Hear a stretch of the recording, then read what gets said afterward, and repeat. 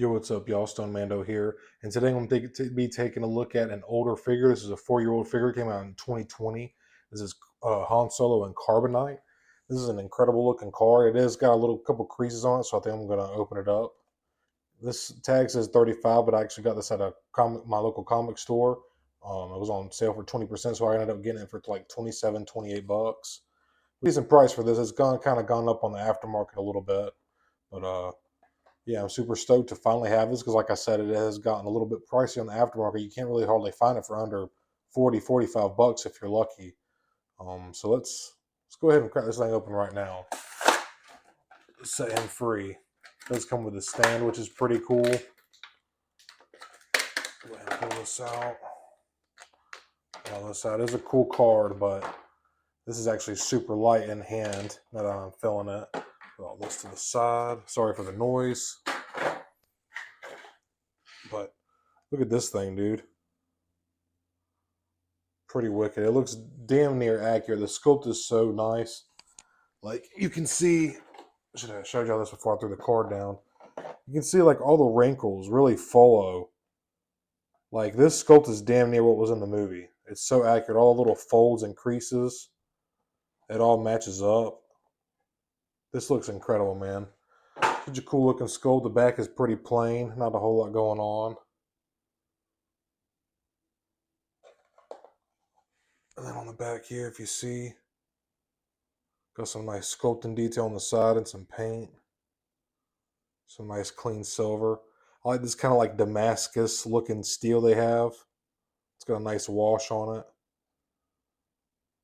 Very nice clean silver and green right here. This looks awesome. They just getting a close-up look at Han here. Very cool stand, man. This is sick. These two peg holes here on the bottom, you can see on either side. That's where it slides into, just like so. Like that, so it stays sturdy on your shelf. And voila, there it is. Standing up all on its own. It's a pretty cool addition, man. I like that it come with a stand. And then I think there's a way to where you flat this. How's it go? Like something like. So I'm looking at it here. Okay, just looking at it for a second, you can see this little groove right here. There we go. Slides in just like so, like that.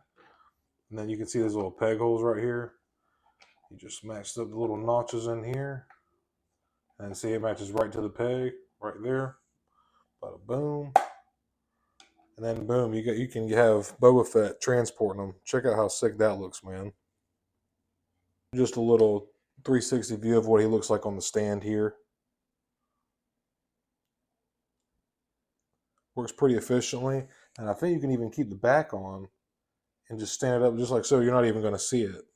But if you wanted to, you could take that back stand off, the flat part, and just have it be the A-frame stand. But to be honest, this kind of keeps this whole thing together because it's got two pegs that plug into one another. But this looks great, dude. You can emulate any part of ESB or Return of the Jedi you want to. This is just sick. I like this kind of like Damascus looking gray for the steel they have going on, or for the carbonite, I should say.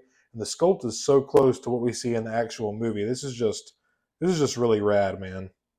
This once again, I just wanted to show you how the stand works. I don't know if I got it on camera good, but it just slides out of here like so, just like that. You can see how the shape is. It follows this shape, this groove, if you will. Kind of got that triangular trapezoid shape. But this is the part that I was saying. It's got these two pegs right here. So you can see it's got the one hole in the peg on the left side and on the right, and they plug into one another. So you actually have two pegs on either side, which is a good thing. That helps with stability a lot. And then this is just you can see this little notch on the inside of it with my right hand right here. And you can see the notch right there. So these just plug in together like so. Then you get that shape, like I said, the triangle trapezoid. And then turn that over, slide it in on this side. Make sure they're tight together because it won't slide in all the way. Damn. And then bada boom, there we go. Make sure it's nice and flush. And there it is. Starting off with the side-by-side comparisons, here's the Power of the Force Han on the right, and then here on the left is the Archive Princess Leia. Now standing in here is R2-D2 and C-3PO. Now here on the left is the A New Hope Darth Vader, and on the right is the Dagobah training Luke and Yoda, looking badass. Ooh.